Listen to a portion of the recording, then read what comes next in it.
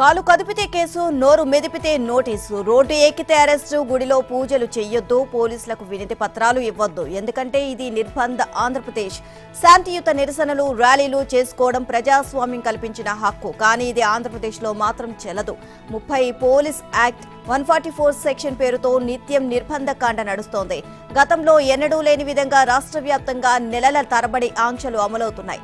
Chandrababu arrest అనంతరం TDP కార్యకర్తలు, అభిమానులు ప్రజల నిరసనలను అణిచివేసేందుకు 30 పోలీస్ యాక్ట్ 144 సెక్షన్ను యథేచ్ఛగా వాడుకుంటున్నారు. ప్రజలు ఓట్లేసి ఎన్నుకున్న ప్రభుత్వాలు ప్రజా వ్యతిరేక నిర్ణయాలు తీసుకున్నప్పుడు నిరసన తెలిపే హక్కు ప్రజలకు రాజ్యాంగం కల్పించింది.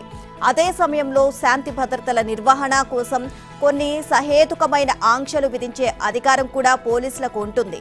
నిరసనలు హింసాత్మకంగా మారే అవకాశం ఉన్నప్పుడు అక్కడి సబ్ డివిజనల్ పోలీస్ అధికారి సెక్షన్ 30 పోలీస్ యాక్ట్ అమలు చేస్తారు. ప్రజలు కర్రలు, రాళ్లు చేతపట్టుకొని రోడ్డెక్కే అవకాశం ఉంటే 144 సెక్షన్ అమల్లోకి తీసుకొచ్చి శాంతి భద్రతలను కాపాడతారు. అవసరమైతే అదనపు బలగాలను మోహరిస్తారు. ఆ తర్వాత కొన్ని రోజులకు ఆంక్షలను ఎత్తివేస్తారు. ఇప్పుడు పరిస్థితి పూర్తి భిన్నంగా ఉంది. రాష్ట్రంలోని మెజారిటీ ప్రాంతాల్లో సెక్షన్ 30 పోలీస్ యాక్ట్ అమలవుతోంది. రాష్ట్రం అంతా పూర్తి స్థాయిలో 144 సెక్షన్ కింద ఆంక్షలు అమలు చేస్తున్నాయి. అది కూడా రోజుల తరబడి. సెప్టెంబర్ 9న నంద్యాలలో టీడీపీ అధ్యక్షుడు చంద్రబాబును పోలీసులు అరెస్ట్ చేశారు. అంతకు ముందు రోజు రాత్రి నుంచే నిర్బంధ కాండ మొదలైంది. అన్ని జిల్లాల ఎస్పీలకు డీజీపీ కార్యాలయం నుంచి ఆదేశాలు వెళ్లాయి. మెజారిటీ సబ్ డివిజన్ల పరిధిలో సెక్షన్ 30 పోలీస్ యాక్ట్ కింద ఆంక్షలు విధించారు. ఇక ప్రతి స్టేషన్ పరిధిలో 144 సెక్షన్ అమలు చేస్తున్నారు.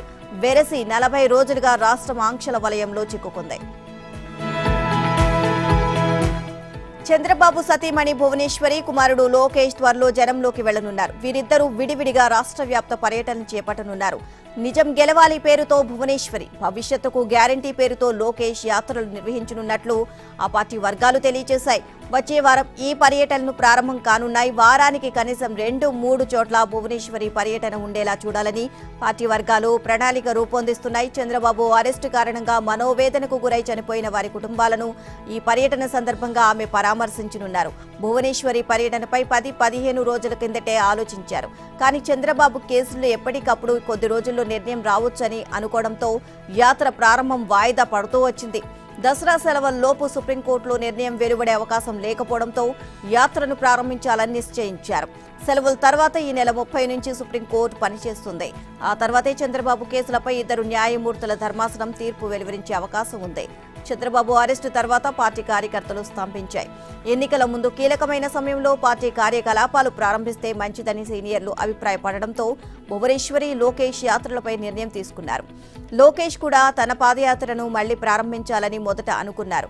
కానీ చంద్రబాబుకు కోర్టులో ఊరట లభించే వరకు సమన్వయం కోసం ఢిల్లీకో, అమరావతికో అనేక సార్లు తిరగాల్సి ఉంటుంది. పాదయాత్ర ప్రారంభించి మధ్యలో ఆపడం సరికాదని నాయకులు అభిప్రాయపడ్డారు. దీంతో ఆయన కూడా ప్రస్తుతానికి బస్సు యాత్ర చేపట్టాలని నిర్ణయించారు. ఈ నెల 21వ తేదీ అమరావతిలోని పార్టీ కేంద్ర కార్యాలయంలో టీడీపీ రాష్ట్ర స్థాయి విస్తృత సమావేశం నిర్వహించనున్నారు. ఈ సమావేశంలో భవిష్యత్తు కార్యాచరణపై చర్చించి నిర్ణయాలు తీసుకోనున్నారు. చంద్రబాబుతో ఆయన సతీమణి భువనేశ్వరి, కుమారుడు లోకేష్, కోడలు బ్రాహ్మణి రాజమహేంద్రవరం సెంట్రల్ జైల్లో ములాఖాత్ జరిగింది. బుధవారం సాయంత్రం 4 గంటల లోపలకు వెళ్లిన వీరు సుమారు 5 గంటల 10 నిమిషాలకు బయటకు వచ్చారు. మీడియాతో మాట్లాడకుండానే వెళ్లిపోయారు. గేటు వద్ద టీడీపీ నేతలతో కాసేపు మాట్లాడారు.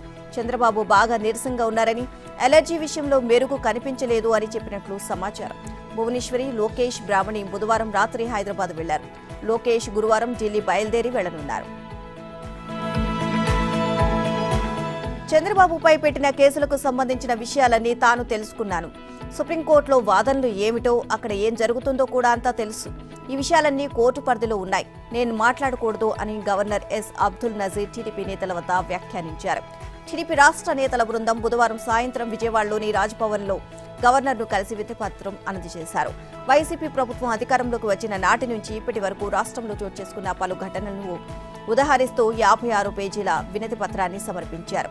రాష్ట్రంలో నెలకొన్న అరాచక పరిస్థితులపై కేంద్రానికి ఒక నివేదిక పంపాలని విజ్ఞప్తి చేశారు. రాష్ట్రంలో జరుగుతున్న పరిణామాలు తన దృష్టికి వస్తూనే ఉన్నాయని, తనకు ఉన్న అధికారాల పరిధిలో తాను ఏం చేయాలో అది చేస్తానని గవర్నర్ నజీర్ వారికి చెప్పారు. 17A నిబంధన కింద ముందస్తుగా గవర్నర్ అనుమతి తీసుకుని చంద్రబాబుపై కేసు నమోదు చేయడం లేదా విచారణ చేపట్టడం చేయాల్సి ఉండగా అది లేకుండానే వైసీపీ ప్రభుత్వం కక్షపూరితంగా వరుస కేసులు నమోదు చేసుకుంటూ వెళ్లింది అని వారు ఫిర్యాదు చేయగా ఈ విషయాలన్నీ తనకు తెలుసని కోర్టు పరిధిలో ఉన్నాయి కాబట్టి తాను మాట్లాడినేనని ఆయన బదులిచ్చారు. డీజీపీ రాజేంద్రనాథ్ రెడ్డి తీరుపై కూడా ఫిర్యాదు చేశారు. వైసీపీ ప్రభుత్వ డీఎన్ఏలో విధ్వంసం పాతుకుపోయి ఉందని అచ్చెన్నాయుడు వ్యాఖ్యానించారు. ఇన్నర్ రింగ్ రోడ్డు వ్యవహారంలో చంద్రబాబు దాఖలు చేసిన ముందస్తు బెయిల్ పిటిషన్పై విచారణను హైకోర్టు నవంబర్ 7కు వాయిదా వేసింది. ఈ కేసులో సిఐడి దాఖలు చేసిన పీటీ వారెంట్పై విచారణ ప్రక్రియను నిలుపుదల చేయాలని, పీటీ వారెంట్ విషయంలో ఎలాంటి ఉత్తర్వులు జారీ చేయవద్దని గతంలో ఇచ్చిన మధ్యంతర ఉత్తర్వులను పొడిగించింది. ఈ మేరకు న్యాయమూర్తి జస్టిస్ కె సురేష్ రెడ్డి ఆదేశాలు జారీ చేశారు. చంద్రబాబు తరపున సీనియర్ న్యాయవాదులు సిద్ధార్థ లూత్రా, దమ్మాలపాటి శ్రీనివాస్ వాదనలు వినిపించారు. సిఐడి తరపున అడ్వకేట్ జనరల్ ఎస్ శ్రీరామ్ స్పందిస్తూ విచారణను వాయిదా వేసే విషయంలో తమకు ఎలాంటి అభ్యంతరం లేదు అన్నారు. ఇరువైపుల వాదనలు పరిగణలోకి తీసుకున్న న్యాయమూర్తి విచారణను వాయిదా వేశారు. ఫైబర్ గ్రిడ్ కేసులో టీడీపీ అధినేత చంద్రబాబుపై జారీ అయిన పీటీ వారెంట్, ఆయన తరపున న్యాయవాదులు దాఖలు చేసిన సిడిఆర్ పిటిషన్లపై విచారణను ఏసీబీ కోర్టు ఈ నెల 20వ తేదీకి వాయిదా వేసింది. ఈ కేసులో చంద్రబాబును కోర్టులో హాజరుపరచాల్సి ఉంది. దీనికి సంబంధించి ముందస్తు బెయిల్ పిటిషన్పై విచారణను సుప్రీంకోర్టు శుక్రవారానికి వాయిదా వేసింది. దీంతో ఈ పిటిషన్ను ఏసీబీ కోర్టు అదే రోజుకు వాయిదా వేసింది. రాజమహేంద్రవరం జైల్లో ఉన్న చంద్రబాబు రిమాండ్ గురువారంతో ముగియనుంది. ఆయన్ను అక్కడి నుంచి ఆన్లైన్లో ఏసీబీ కోర్టుకు న్యాయమూర్తి ముందు హాజరుపరుస్తారు. మాజీ మంత్రి, టీడీపీ పోలిట్ బ్యూరో సభ్యుడు కొల్లు రవీంద్రను పోలీసులు అక్రమంగా నిర్బంధించిన వ్యవహారంలో ఆయన సతీమణి దాఖలు చేసిన హెబియస్ కార్పస్ పిటిషన్పై హైకోర్టు స్పందించింది. తీవ్ర నేరాలకు పాల్పడుతున్నట్లు విశ్వసనీయ సమాచారం ఉన్నప్పుడు మాత్రమే పోలీసులు సిఆర్సీ సెక్షన్ 151 ప్రకారం వ్యక్తులను నిర్బంధించవచ్చు అని ధర్మాసనం గుర్తు చేసింది. పిటిషనర్ భర్త తీవ్ర నేరాలకు పాల్పడుతున్నట్లు మీ దగ్గర ఉన్న ఆధారాలు ఏమిటి అని ప్రశ్నించింది. ఈ విషయంలో విచారణ ఇవ్వాలని పోలీసులను ఆదేశించింది. పూర్తి వివరాలతో కౌంటర్ దాఖలు చేయాలని వ్యాజ్యంలో ప్రతివాదులకు నోటీసులు జారీ చేసింది. విచారణను దసరా సెలవుల తర్వాత వాయిదా వేసింది. ఎలాంటి నోటీసులు ఇవ్వకుండా పోలీసులు మరోసారి అక్రమంగా నిర్బంధిస్తే కోర్టును ఆశ్రయించేందుకు పిటిషనర్కు స్వేచ్ఛనిచ్చింది. పిటిషనర్ తరపున సీనియర్ న్యాయవాది దమ్మాలపాటి శ్రీనివాస్ వాదనలు వినిపించారు. 4.5 ఏళ్లుగా తన భర్తను పోలీసులు చీటికి మాటికి అరెస్ట్ చేస్తున్నారని, ఇవన్నీ చూస్తుంటే ఆయనకు ప్రాణహాని ఉంది అనే భయం వేస్తుందని కొల్లు రవీంద్ర సతీమణి నీలిమ ఆవేదన వ్యక్తం చేశారు. 4.5 ఏళ్లు ఈ వేధింపులు భరించామని, ఇక ఓర్పు నశించి హైకోర్టును ఆశ్రయించానని తెలియజేశారు. వ్యవస్థలన్నీ నిర్వీర్యమయ్యాయని చంద్రబాబు ఎందుకన్నారో ఇప్పుడు అర్థమవుతుంది అన్నారు. చంద్రబాబు సతీమణి భువనేశ్వరి కన్నతల్లి వర్ధంతికి కూడా వెళ్లనీయకుండా మాజీ మంత్రి కొల్లు రవీంద్రను పోలీసులు నిర్బంధించడం చూస్తుంటే చాలా ఆవేదన కలుగుతుంది అని చెప్పారు. పార్టీ కార్యక్రమాల్లో పాల్గొంటే నిర్బంధం, ఇంట్లో కార్యక్రమాలకు వెళ్తే నిర్బంధం, ఏంటిది? ఇదెక్కడి అన్యాయమని భువనేశ్వరి ఆవేదన వ్యక్తం చేశారు. కొల్లు రవీంద్ర పట్ల ప్రభుత్వం అనుసరించిన వైఖరి తనను ఎంతో బాధించింది అన్నారు. కుటుంబ వ్యవహారాలను, వ్యక్తిగత హక్కులను, సంప్రదాయాలను రాజకీయాలతో ముడిపెట్టవద్దని ఉన్నతాధికారులను కోరుతున్నాను అని తెలియజేశారు. చంద్రబాబు అక్రమ అరెస్టు జరిగిన అన్యాయంపై ఆ పార్టీ నేతలు ఇంటింటా ప్రచారం నిర్వహిస్తున్నారు. నియోజకవర్గాల్లోని ప్రతి గ్రామం తిరుగుతూ పార్టీ కరపత్రాలు పంపిణీ చేస్తున్నారు. ప్రజావేదికలు నిర్వహిస్తూ టీడీపీ నాయకులపై ప్రభుత్వ కక్ష సాధింపు చర్యలను ప్రజలకు వివరిస్తున్నారు. ఈ సందర్భంగా గ్రామాల్లోని ప్రజలు చంద్రబాబుకు సంఘీభావం ప్రకటిస్తున్నారు. మరోవైపు పార్టీ నాయకులు, కార్యకర్తలు నిరసన ప్రదర్శనలు, సైకిల్ ర్యాలీలు, ఆలయాల్లో పూజలు చేస్తున్నారు. పాలకొల్లులో ఎమ్మెల్యే నిమ్మల రామానాయుడు ఆధ్వర్యంలో మహిళలు నోటికి నల్ల రిబ్బన్లు కట్టుకుని మౌన దీక్ష చేశారు. ఆలమూరులో పార్టీ కార్యకర్తలు కళ్లకు నల్ల రిబ్బన్లు కట్టుకుని నిరసన తెలియజేశారు. అద్దంకి ఎమ్మెల్యే రవికుమార్ సింగరకొండ ఆలయం నుంచి గోవాడ వరకు సైకిల్ యాత్ర చేశారు. పోలవరం వద్ద గోదావరి నదిలోకి దిగి టీడీపీ నాయకులు జలదీక్ష చేశారు. జగంపేటలో జ్యోతుల నవీన్ ఆధ్వర్యంలో 7వ రోజు నవగ్రహ శాంతి హోమం నిర్వహించారు. బొంతలపల్లిలో గ్రామ దేవతకు మాజీ మంత్రి పల్లె రఘునాథ్ రెడ్డి 101 టెంకాయలు కొట్టారు. మడకసిరిలో తిప్పేస్వామి మారెమ్మ దేవస్థానంలో ప్రత్యేక పూజలు చేశారు. మోవ్వలో కనకదుర్గమ్మకు 108 కొబ్బరికాయలు, లేపాక్షిలో వీరభద్ర స్వామికి 101 కొబ్బరికాయలు సమర్పించారు. రాష్ట్రంలో మహిళా సంక్షేమం, ఆడబిడ్డల భద్రతను గాలికి వదిలేశారు. సమీక్షలతో కాలక్షేపం చేస్తున్నారు. దీనివల్ల ప్రయోజనం ఏంటో సీఎం జగన్ రెడ్డికే తెలియాలి అని టీడీపీ ఎమ్మెల్యే పంచుమర్తి అనురాధ అన్నారు. తన అక్కా చెల్లెమ్మలు, తన ఆడబిడ్డలను తీయటి మాటలు చెప్పే సీఎం మహిళలపై జరుగుతున్న అత్యాచారాలు, అకృత్యాలపై సమాధానం చెప్పాలి అన్నారు. వైసీపీ పాలనలో మహిళలపై జరిగిన 1.22 లక్షల పైగా నేరాలపై సమాధానం చెప్పే దమ్ము జగన్ రెడ్డికి ఉందా? 4 ఏళ్లలో రాష్ట్రాన్ని అత్యాచార ఆంధ్రప్రదేశ్గా మార్చారని విమర్శించారు. దేశవ్యాప్తంగా మహిళలపై జరిగే నేరాల్లో 3వ వంతు ఏపీలోనే జరుగుతున్నాయని ఆరోపించారు. 4 ఏళ్ల వైసీపీ పాలనలో 30,196 మంది మహిళలు, చిన్నారులు అదృశ్యమయ్యారు అన్నారు. రాష్ట్రంలో ప్రతి 8 గంటలకు ఒక అత్యాచారం, 8 ఏళ్లలోపు చిన్నారులపై 12 గంటలకు రేపు, వారానికి సగటున 4 ఎస్సీ ఎస్టీ మహిళలపై అత్యాచారం, ప్రతి గంటకు 2 మహిళలపై లైంగిక వేధింపులు జరుగుతున్నాయని చెప్పారు. జాతీయ కుటుంబ ఆరోగ్య సర్వే ప్రకారం రాష్ట్రంలో 15 నుంచి 19 ఏళ్ల బాలికలు 12.6% అవాంఛిత గర్భం దాల్చుతున్నారు. ఈ దారుణాల్లో ఏపీ 3వ స్థానంలో ఉంది. ఇండియా టుడే సర్వే ప్రకారం ఏపీలో 1,33,447 మంది మహిళలు వ్యభిచార కోపంలో చిక్కుకుని దేశంలో ఏపీ 2వ స్థానంలో ఉంది. టీడీపీ హయాంలో అమలు చేసిన మహిళా శిశు సంక్షేమ పథకాలను అటకెక్కించారని పంచుమర్తి అనురాధ అన్నారు.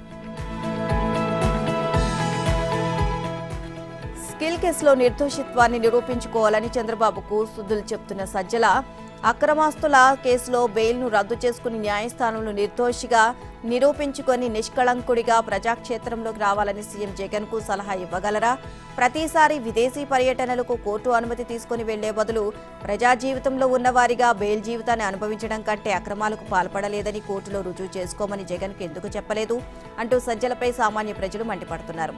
జగన్ అక్రమాస్తుల కేసులను జనం గుర్తు చేసుకుంటున్నారు. అక్రమాస్తుల కేసులో అరెస్ట్ అయిన జగన్ 16 నెలల పాటు చెంచల్గూడ జైలు జీవితాన్ని అనుభవించారు. ఆయనతో పాటు A2గా విజయసాయిరెడ్డి కూడా గడిపారు. సిబిఐ కోర్టు ఆమోదం లేకుండా దేశం విడిచి వెళ్లరాదని జగన్, విజయసాయిరెడ్డిపై ఆంక్షలు ఉన్నాయి. ఇటీవల కుమార్తెలను చూసేందుకు లండన్కు వెళ్లిన అధికారిక కార్యక్రమాల కోసం దావోస్ వెళ్లిన కోర్టు అనుమతితోనే జగన్ వెళ్లారు. ఈ నేపథ్యంలో సజ్జల మీడియా సమావేశాన్ని చూసిన వారు చంద్రబాబుకి ఇస్తున్న సలహాలు జగన్కి ఎందుకు ఇవ్వడం లేదు అని ప్రశ్నించారు. చంద్రబాబుకు అక్రమ కేసులు ఇరికించి రాజమండ్రి జైలుకు పంపారని ఆందోళనలు జరుగుతున్న తరుణంలో జగన్ కు బెయిల్ వచ్చి 10 ఏళ్లయింది అన్న విషయం సామాజిక మాధ్యమాల్లో చక్కర్లు కొట్టింది. చెంచల్గూడ జైలు నుంచి విడుదలవుతూ గేటు వద్ద నుంచి నమస్కారం చేస్తూ వచ్చిన జగన్ ఫోటోలు దర్శనమిస్తున్నాయి. ఆర్టీసీ బస్సులో మనం ఒక ఊరి వరకు టికెట్ తీసుకొని అంతకు దాటి ప్రయాణిస్తే కండక్టర్ దించేయకుండా ఉంటాడా? కానీ ఆర్టీసీ చైర్మన్ మల్లికార్జున రెడ్డికి మాత్రం రూల్స్ వర్తించవు. ఎందుకంటే ఆయన సీఎం జగన్ కు స్వయాన చిన్నాన గనుక. పదవీకాలం ముగిసిపోయిన చైర్మన్ పదవిలో కొనసాగిస్తూ ఆయనతో ఆర్టీసీ అధికారిక కార్యక్రమాలు నిర్వహిస్తుండడం చర్చనీయాంశమైంది. ప్రజా రవాణా సంస్థ అయిన ఏపీఎస్ఆర్టీసీ ప్రజలకు మెరుగైన ప్రయాణ సేవలు అందించేలా చూడాలి అంటూ ప్రభుత్వాలు పాలక మండలిని నియమిస్తున్నాయి. చైర్మన్తో పాటు రీజనల్ చైర్మన్ సైతం నియమించి ఆయా ప్రాంతాల్లో కార్పొరేషన్ సేవలు పెంచడం, ప్రయాణికుల ఆదరణ చూరగొనడం జోనల్ చైర్మన్లు చేయాలి. అయితే రాజకీయ పునరావాస కేంద్రంగా మారిన ఆర్టీసీ బోర్డులో కడప జిల్లాకు చెందిన మల్లికార్జున రెడ్డిని చైర్మన్గా, చిత్తూరు జిల్లాకు చెందిన మేటపల్లి విజయానందరెడ్డి వైస్ చైర్మన్గా, రీజనల్ చైర్మన్లుగా జి బంగారమ్మ, టి పద్మావతి, బత్తుల సుప్రజ, మాల్యవంతం మంజులను వైసీపీ ప్రభుత్వం నియమించింది. వీరితో పాటు ఆర్టీసీ, రవాణా, కేంద్ర ప్రభుత్వ అధికారులకు సైతం బోర్డులో స్థానం కల్పించింది. ఏపీఎస్ఆర్టీసీ పాలక మండలిని 2021 సెప్టెంబర్ 15న నియమించిన వైసీపీ ప్రభుత్వం 2 ఏళ్ల పదవీ కాలాన్ని కల్పించింది. చైర్మన్గా సీఎం జగన్ సొంత బాబాయ్ అబ్బిరెడ్డి మల్లికార్జున రెడ్డిని నియమించారు. చేతికి మట్టి అంటకుండా అడ్డగోలు పనులు చేసేయడం, తేడా వస్తే మాకేం సంబంధం లేదు అని చేతులు తొలుపుకోవడం, ఇసుక టెండర్ల విషయంలో ఇదే జరుగుతుంది అనే సందేహాలు తలెత్తుతున్నాయి. రాష్ట్రంలో ఇసుక మొత్తాన్ని తమ్ముడి చేతికి అప్పగించేందుకు రంగం సిద్ధం చేసేసి ఆ ప్రక్రియ మొత్తం పద్ధతిగా నడుస్తోంది అనే కలరింగ్ ఇచ్చేస్తున్నారు. రాష్ట్ర గనుల శాఖ తరపున ఇసుక టెండర్లు పిలిచే బాధ్యతను కేంద్ర ప్రభుత్వ సంస్థ ఎంఎస్టీసీకి అప్పగించింది. రాష్ట్రంలో ఖనిజాల తవ్వకాలు, అమ్మకాలకు సంబంధించిన ఏ ప్రక్రియకైనా ఏపీఎండీసీ ద్వారానే టెండర్లు పిలుస్తారు. అంతేందుకు ఖరీదైన ఇనుప ఖనిజం టెండర్లు కూడా ఏపీఎండీసీ ద్వారానే నిర్వహించారు. అప్పట్లో గాలి జనార్దన్ రెడ్డికి టెండర్లు దాఖలు పరిచింది కూడా ఈ సంస్థ ద్వారానే. అదేంటో గానీ ఇసుక దగ్గరికి వచ్చేసరికి మస్కా కొడుతున్నారు. ఏపీఎండీసీ ద్వారా గుట్టుగా టెండర్లు పిలవడం కుదరదు. తెలుగు రాష్ట్రాల్లో అందరికీ తెలిసిపోతుంది. అలాగే ఈ బిడ్డింగ్ ను న్యాయ కమిషన్ ఆమోదానికి పంపాల్సి ఉంటుంది. దీనివల్ల ఇందులోని లోటుపాట్లు బయటకు వచ్చే అవకాశం ఉంది. ఈ సమస్యలకు పరిష్కారమే కేంద్ర సంస్థ ద్వారా ఇంకెక్కడో ఏదో రాష్ట్రంలో టెండర్ల ప్రక్రియ నిర్వహించడం. అందుకే ఎంఎస్టీసీని రంగంలోకి దింపారు. అది ఎంత గొప్ప సంస్థ అంటే ప్రభుత్వ పెద్దల ఆలోచనలకు తగినట్లుగానే ఇసుక టెండర్లను అత్యంత గోప్యంగా నిర్వహిస్తోంది. ఢిల్లీకి చెందిన ఒక కంపెనీకి తెర మీదకు తీసుకువచ్చి ఇసుక టెండర్లు దానికే కట్టబెట్టాలి అన్నది ప్రభుత్వ పెద్దల పథకం. ఇందులో పైకి మాత్రమే ఆ కంపెనీ ఉంటుంది. తెర వెనుక నుంచి మొత్తం ఇసుక గుప్పిట పెట్టేది మాత్రం సీఎం జగన్ సోదరుడు అనిల్ రెడ్డి అని దీనికి మొత్తం రంగం సిద్ధం చేశారని తెలుస్తోంది. అదిగో డిఎస్సీ ఇదిగో డిఎస్సీ అంటూ 4.5 మాటలతో మాయ చేసిన జగన్ ప్రభుత్వం ఎన్నికల ముందు డిఎస్సీ నోటిఫికేషన్లు అంటూ డ్రామా మొదలుపెట్టింది. గత 2 ఏళ్లుగా త్వరలో డిఎస్సీ అని విద్యాశాఖ మంత్రి బొత్స సత్యనారాయణ ఎన్ని ప్రకటనలు చేసినా అవి మాటలు దాటలేదు. ఒక దశలో అసలు ఖాళీలే లేవంటూ ప్రభుత్వం బుకాయించింది. చట్టసభల సాక్షిగా ఖాళీలు 1000 లోపేనని ప్రకటించింది. దీంతో మెగా కాదు కదా సాధారణ డిఎస్సీ కూడా లేనట్లేనని నిరుద్యోగులు ఓ అభిప్రాయానికి వచ్చారు. కానీ ఎన్నికలు సమీపిస్తున్న తరుణంలో ఇప్పుడు ఉన్నట్టుండే డిఎస్సీ వేస్తామంటూ ప్రభుత్వం చర్యలు ప్రారంభించింది. కేడర్ల వారీగా ఖాళీల వివరాలు పంపాలి అంటూ పాఠశాల విద్యాశాఖ సోమవారం ఆర్జేడీలు డీఈఓలకు ఆదేశాలు జారీ చేసింది. ఈ నెల 20 నాటికే వివరాలు ఇవ్వాలని స్పష్టం చేసింది. రాష్ట్రంలో ఎన్నికలకు ఇంకా 5 నెలలే మిగిలి ఉన్న తరుణంలో ఇప్పుడు ఈ చర్యలు చేపట్టడం వెనుక ఆంతర్యం ఏంటి? ఈ తక్కువ కాలంలో నోటిఫికేషన్లు జారీ చేసి పరీక్షలు నిర్వహించి పోస్టుల భర్తీ చేయడం సాధ్యమేనా? ఈ హడావిడి నిరుద్యోగుల కోసమా లేక ఎన్నికల్లో లబ్ధి పొందడానికా అనే అనుమానాలు వ్యక్తమవుతున్నాయి. టీచర్ పోస్టులపై వైసీపీ ప్రభుత్వం అనేక సార్లు మాట మార్చింది. అధికారంలోకి రాకముందు 23,000 పోస్టులు ఖాళీగా ఉన్నాయని పాదయాత్రలో జగన్ పదే పదే చెప్పారు. తాము అధికారంలోకి రాగానే ఆ పోస్టులన్నీ భర్తీ చేస్తామని హామీ ఇచ్చారు. అధికారంలోకి వచ్చాక ఆ హామీని మర్చిపోయారు. బీజేపీ సీనియర్ నేత నల్లు ఇంద్రసేనారెడ్డి అనూహ్యంగా త్రిపుర రాష్ట్ర గవర్నర్గా నియమితులయ్యారు. తెలంగాణ అసెంబ్లీ ఎన్నికల తరుణంలో పార్టీలో కీలక బాధ్యతలు నిర్వహిస్తున్న ఆయన్ను గవర్నర్గా నియమిస్తూ ఉత్తర్వులు వెలువడ్డాయి. ఉమ్మడి నల్గొండ జిల్లాలోని తుంగతుర్తి నియోజకవర్గంలోని గానుగబండ గ్రామానికి చెందిన ఆయన తొలితరం బీజేపీ నేతల్లో ముఖ్యుడిగా ఎదిగారు. తొలుత ఏబీవీపీలో చేరి ఆ విభాగం ఉమ్మడి ఏపీ రాష్ట్ర కార్యదర్శిగా పనిచేశారు. అనంతరం బీజేవైఎం జాతీయ కార్యదర్శిగా నియమితులయ్యారు. ఎమర్జెన్సీ సమయంలో జైలుకు వెళ్లారు.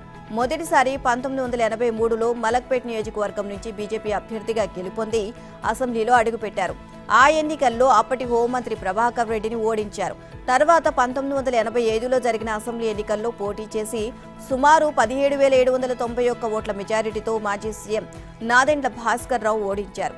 తిరిగి 1999లో జరిగిన ఎన్నికల్లో మూడోసారి గెలిచిన ఇంద్రసేనారెడ్డి పార్టీ శాసనసభ పక్ష నేతగా వ్యవహరించారు. 2003 ఆగస్టులో ఉమ్మడి ఆంధ్రప్రదేశ్ పార్టీ అధ్యక్షుడిగా నియమితులై 2006 వరకు కొనసాగారు. 2007లో బీజేపీ జాతీయ కార్యదర్శిగా నియమితులయ్యారు. అప్పటి నుంచి ఆయన పార్టీ జాతీయ కార్యవర్గంలో కొనసాగుతున్నారు. తెలంగాణకు అనుకూలంగా బీజేపీ కీలక నిర్ణయం తీసుకోవడంలో ఇంద్రసేనారెడ్డి ప్రధాన పాత్ర పోషించారు. రాష్ట్రంలో అసెంబ్లీ ఎన్నికలు దొరల తెలంగాణకు ప్రజల తెలంగాణకు మధ్య జరుగుతున్నాయి అని కాంగ్రెస్ అగ్రనేత రాహుల్ గాంధీ అన్నారు. ఈ ఎన్నికల్లో ఓటర్లు కాంగ్రెస్ కు ఓటు వేసి ప్రజలు తెలంగాణను గెలిపించాలి అని కోరారు. బీఆర్ఎస్ కు ఓటు వేస్తే బీజేపీకి వేసినట్లేనని అన్నారు. ప్రధాని నరేంద్ర మోదీ చేతుల్లో సీఎం కేసీఆర్ కీలుబొమ్మ అని వ్యాఖ్యానించారు. రాష్ట్రంలో కాంగ్రెస్ అధికారంలోకి వస్తే తెలంగాణ ఉద్యమంలో పాలు పంచుకున్న వారికి 250 గజాల చొప్పున నివాస స్థలాలు ఇస్తామని ప్రకటించారు. రాష్ట్రంలో కాంగ్రెస్ పార్టీ తలపెట్టిన బస్సు యాత్రలో 3 రోజుల పాటు పాల్గొనేందుకు వచ్చిన రాహుల్ గాంధీ ఆ యాత్రను ప్రారంభించడంతో పాటు బుధవారం రాత్రి ములుగు జిల్లా రామానుజపురంలో నిర్వహించిన బహిరంగ సభలో మాట్లాడారు. తెలంగాణ రాష్ట్రాన్ని ఇస్తామని కాంగ్రెస్ పార్టీ 2004లో హామీ ఇచ్చిందని, ఆ వాగ్దానం మేరకు రాష్ట్రాన్ని ఇచ్చామని తెలియజేశారు. రాజకీయంగా లాభ నష్టాలను పక్కన పెట్టి తెలంగాణ ప్రజల మేలు కోరి ప్రత్యేక రాష్ట్రాన్ని ఏర్పాటు చేశామన్నారు. సీఎం కేసీఆర్ అత్యంత అవినీతి పరుడని, 1,00,000 కోట్ల అవినీతికి 10,000 ఎకరాల భూ కబ్జాకు పాల్పడ్డారని రాహుల్ ఆరోపించారు. కాళేశ్వరం ప్రాజెక్టులో 1,00,000 కోట్లు దోచుకున్నారని అన్నారు. కేసీఆర్ ఎన్నో హామీలు ఇచ్చారని, కానీ వాటిలో ఏదీ అమలు చేయలేదని విమర్శించారు. దళితులు, గిరిజనులకు 3 ఎకరాల భూమి ఇస్తానని మోసం చేశారని అన్నారు. Telangana land mafia, sand mafia, liquor మాఫియాకు అడ్డాగా మారిందని ఏఐసీసీ ప్రధాన కార్యదర్శి ప్రియాంక గాంధీ ఆరోపించారు. బంగారు తెలంగాణ అని చెప్పి బీఆర్ఎస్ ప్రజలను మోసం చేసింది అన్నారు. రాష్ట్రంలో 40 లక్షల మంది నిరుద్యోగులు ఉన్నారని, ఇంటికో ఉద్యోగం ఇస్తామని ఇచ్చిన హామీని కూడా కేసీఆర్ నెరవేర్చలేదని ధ్వజమెత్తారు. కాంగ్రెస్ విజయభేరి బస్సు యాత్ర 2వ రోజులో భాగంగా రాహుల్ గాంధీ పెద్దపల్లి, భూపాలపల్లి, కరీంనగర్ జిల్లాలో పర్యటించనున్నారు. రాష్ట్రంలో పొరపాటున కాంగ్రెస్ అధికారంలోకి వస్తే వ్యవసాయానికి కరెంటు కోతలు తప్పవు అని సీఎం కేసీఆర్ హెచ్చరించారు.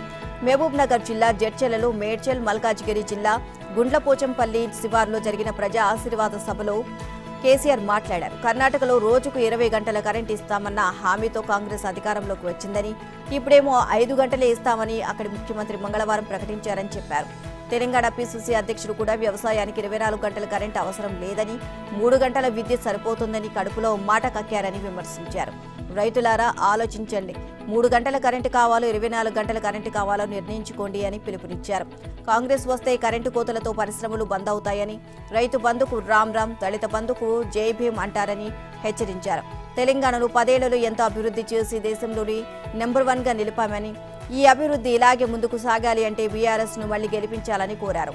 ఆపద మొక్కులోళ్లు వచ్చి మాయమాటలు చెప్తారని, ఆ మాయలో పడి ఆగం కావద్దు అని కోరారు.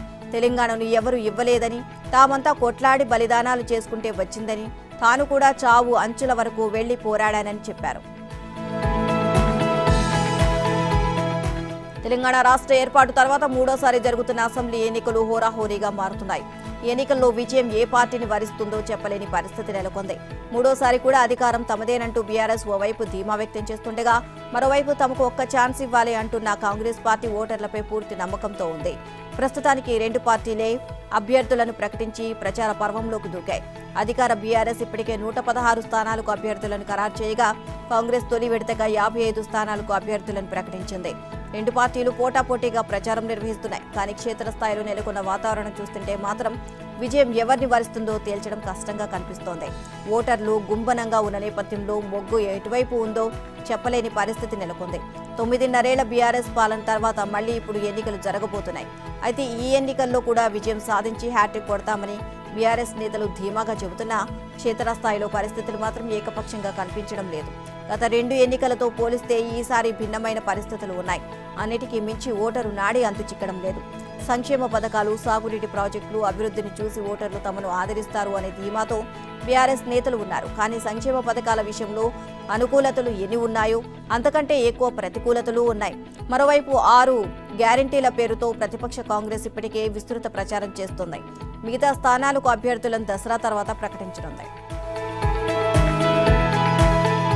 తెలంగాణ శాసనసభ ఎన్నికల్లో తమకు మద్దతివ్వాలని బీజేపీ జనసేనను కోరింది. గ్రేటర్ హైదరాబాద్ ఎన్నికల్లోగానే అసెంబ్లీ ఎన్నికల్లో కూడా తమకు అండగా నిలవాలని విజ్ఞప్తి చేసింది. ఈ మేరకు బీజేపీ రాష్ట్ర అధ్యక్షుడు కిషన్ రెడ్డి, కె లక్ష్మణ్ జనసేన అధినేత పవన్ కళ్యాణ్ ను కలిశారు. ఈ సందర్భంగా తెలుగు రాష్ట్రాల్లోని రాజకీయ పరిస్థితులపై కూడా చర్చించినట్లు తెలిసింది. జనసేన ఎన్డీఏలో కొనసాగుతున్న నేపథ్యంలో ఈ భేటీ ప్రాధాన్యత సంతరించుకుంది. వచ్చే ఎన్నికల్లో 119 నియోజకవర్గాల్లో పోటీ చేయబోతున్నట్లు బీజేపీ ఇప్పటికే ప్రకటించింది. నేడో రేపు అభ్యర్థులను కూడా ప్రకటించనుంది. ఈ క్రమంలో జనసేన మద్దతు కూడా తీసుకోవాలని నిర్ణయించినట్లు బీజేపీ ముఖ్య నేత ఒకరు వెల్లడించారు. తెలంగాణలో బీజేపీతో కలిసి పోటీ చేసే అంశంపై 1-2 రోజుల్లో స్పష్టత వస్తుందని జనసేన వెల్లడించింది. ఈ విషయంపై బీజేపీ నేతలు పవన్తో చర్చించారని పేర్కొంది. జనసేన ఎన్డీఏలో భాగస్వామి. ఇందులో భాగంగా ఎన్నికల్లో కలిసి పోటీ చేయడంపై చర్చ జరిగింది. జనసేన నాయకుల మనోగతాన్ని పవన్ బీజేపీ నేతలకు తెలియజేశారు.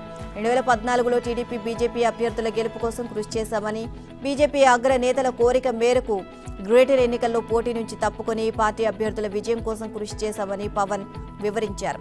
ఇప్పుడు కనీసం 30 స్థానాల్లో అయినా పోటీ చేయకపోతే కార్యకర్తల స్థైర్యం దెబ్బతింటుంది అంటూ పార్టీ నేతల అభిప్రాయాన్ని పవన్ బీజేపీ నేతలకు వివరించారని జనసేన వర్గాలు తెలియజేశాయి. ప్రవళిక కుటుంబాన్ని అన్ని విధాలుగా ఆదుకుంటామని, ఆమె సోదరుడికి ఉద్యోగ అవకాశం కల్పిస్తామని మంత్రి కేటీఆర్ హామీ ఇచ్చారు. వరంగల్ జిల్లా దుగ్గొండి మండలం బిక్కాజిపల్లికి చెందిన ప్రవళిక ఇటీవల ఆత్మహత్యకు పాల్పడింది. ఆమె తల్లిదండ్రులు విజయ, లింగయ్య, సోదరుడు ప్రణయ్ ప్రగతి భవన్లో కేటీఆర్ను కలిశారు. శివరాం వేధింపుల కారణంగానే ప్రవళిక ఆత్మహత్యకు పాల్పడిందని, అతన్ని కఠినంగా శిక్షించాలని తల్లి విజయ, సోదరుడు ప్రణయ్ వివరించారు. ఈ మేరకు కేటీఆర్ స్పందిస్తూ ప్రవళిక ఘటనకు సంబంధించిన పూర్తి వివరాలను డీజీపీ ద్వారా తెలుసుకున్నానని, మృతికి కారకుడైన వ్యక్తికి తప్పకుండా శిక్ష పడేలా చూస్తాను అని వారికి హామీ ఇచ్చారు. ప్రవళిక కుటుంబానికి జరిగిన నష్టాన్ని పూడ్చలేమని, ఆమె కుటుంబానికి అండగా ఉండాలి అన్న ఉద్దేశంతోనే సోదరుడు ప్రణయ్కు ఉద్యోగ అవకాశం కల్పించనున్నట్లు తెలియజేశారు. నిజామాబాద్లో టాస్క్ ఫోర్స్ పోలీసులు కొరడా జలిపిస్తున్నారు. ఎక్కడికక్కడ అక్రమ సొత్తును స్వాధీనం చేసుకుంటున్నారు. ఎన్నికల సమయంలో భారీ ఎత్తున హవాలా సొమ్మును పోలీసులు పట్టుకున్నారు. కమిషనర్ ఆఫ్ పోలీస్ కాళేశ్వర్ ఆదేశాల మేరకు ఏసీపీ టాస్క్ ఫోర్స్ బృందం పలు ప్రాంతాల్లో దాడులు జరిపింది.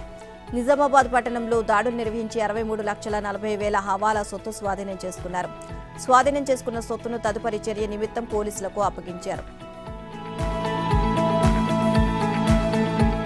కేంద్ర ప్రభుత్వం తన ఉద్యోగులకు పెండింగ్లో ఉన్న కరువు భత్యాన్ని ప్రకటించడంతో రాష్ట్ర ఉద్యోగుల్లో ఆందోళన వ్యక్తమవుతుంది. 3 DAలు పెండింగ్లో ఉన్న రాష్ట్ర ప్రభుత్వం ఎలాంటి నిర్ణయాన్ని ప్రకటించలేకపోయింది అని ఆవేదన వ్యక్తం చేస్తున్నారు. DAలను విడుదల చేస్తామంటూ ఊరించి చివరకు ఎన్నికల షెడ్యూల్ వెలువడే వరకు ఎలాంటి నిర్ణయాన్ని తీసుకోలేదని విమర్శిస్తున్నారు. ప్రభుత్వ ప్రధాన కార్యదర్శి జోక్యం చేసుకుని కేంద్ర ఎన్నికల సంఘం నుంచి అనుమతి తీసుకుని DAలను విడుదల చేయాలని వారు విజ్ఞప్తి చేస్తున్నారు. 2022, 2023, 2023లకు సంబంధించి రాష్ట్ర ప్రభుత్వ ఉద్యోగులకు 3 DAలు పెండింగ్లో ఉన్నాయన్నారు. సాధారణంగా కేంద్ర ఉద్యోగులకు DA ప్రకటించగానే రాష్ట్ర ప్రభుత్వాలు DAలను ప్రకటించడం ఆనవాయితీ. కానీ కేంద్రం తన ఉద్యోగులకు ఎప్పటికప్పుడు DAలను ప్రకటిస్తున్నా నిరుడు జులై నుంచి రాష్ట్ర ప్రభుత్వం ఆ పని చేయలేదు. వివిధ ఉద్యోగ ఉపాధ్యాయ సంఘాలు ప్రభుత్వ పెద్దలు ప్రభుత్వ ప్రధాన కార్యదర్శిని కలిసినప్పుడల్లా అన్ని సమస్యలతో పాటు DAల విడుదల గురించి ప్రస్తావించగా అన్ని సమస్యలను పరిష్కరిస్తాము అంటూ ప్రభుత్వం హామీ ఇచ్చింది. కేంద్ర ప్రభుత్వ ఉద్యోగులకు మోదీ సర్కార్ దసరా బొనాంజా ప్రకటించింది. ఉద్యోగుల కరువు భత్యాన్ని 4% పాయింట్లు పెంచుతూ ప్రధాని మోదీ నేతృత్వంలోని మంత్రివర్గం నిర్ణయించింది. ఫలితంగా ప్రస్తుతం ఉన్న 42% పాయింట్ల కరువు భత్యం 46% పాయింట్లకు పెరగనుంది. దీన్ని ఏడాది జూలై 1 నుంచి లెక్కించి అమలు చేయనున్నారు. దీంతో 48.67 లక్షల మంది కేంద్ర ప్రభుత్వ ఉద్యోగులు, 67.95 లక్షల మంది పింఛన్దారులకు లబ్ధి చేకూరనుంది. 7వ సెంట్రల్ పే కమిషన్ సిఫార్సుల మేరకు ఈ నిర్ణయం తీసుకున్నట్లు తెలియజేశారు. DA పెంపుతో కేంద్ర ఖజానాపై ఏటా 12,857 కోట్ల భారం పడనుంది అని వెల్లడించారు. గౌతమ్ అదానీ నేతృత్వంలోని అదానీ గ్రూప్ దందాలు రోజుకొకటి వెలుగులోకి వస్తున్నాయి. నిన్న మొన్నటి దాకా హిండెన్బర్గ్ నివేదిక దేశవ్యాప్తంగా సంచలనం సృష్టించగా తాజాగా ఆ గ్రూపుకు సంబంధించిన బొగ్గు దందా బయటకు వచ్చింది. తైవాన్కి చెందిన హీలింగోస్, దుబాయ్కి చెందిన టారస్ కమోడిటీస్ జనరల్ ట్రేడింగ్, సింగపూర్లోని పాన్ ఏషియా ట్రేడ్ లింక్ అనే మధ్యవర్తి డొల్లా కంపెనీల ద్వారా ఇండోనేషియా నుంచి చౌకగా బొగ్గు కొనుగోలు చేసిన అదానీ గ్రూప్ దాని ధరను అధికంగా చూపి ఇక్కడి విద్యుత్ సంస్థలకు అడ్డగోలు ధరలకు అమ్మి వేల కోట్ల రూపాయలు అక్రమంగా వెనవేసుకుంటుంది అంటూ ఫైనాన్షియల్ టైమ్స్ ఒక సంచలన కథనాన్ని ప్రచురించింది. కస్టమ్స్ రికార్డులు సమీక్షించి మరి ఆ పత్రిక ఈ ఆరోపణలు చేసింది. ఇన్వాయిస్లో అసలు అమలు ధర చూపించకుండా రెట్టింపు ధరకు కొన్నట్లు తప్పుడు రికార్డులు సృష్టించి ఈ అక్రమానికి పాల్పడినట్లు ఆరోపించింది.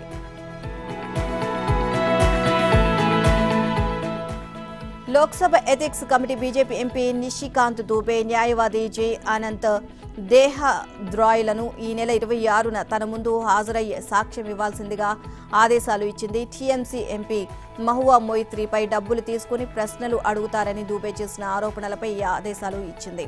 టీఎంసీ ఎంపీ మొయిత్రాపై ఈ నెల 17న స్పీకర్కు దూబే చేసిన ఫిర్యాదు మేరకు ఈ నిర్ణయం తీసుకుంది. ఈ విషయంలో దూబే వ్యక్తిగతంగా హాజరైన తన వాదన వినిపించాలి అని కమిటీ ఆదేశించింది.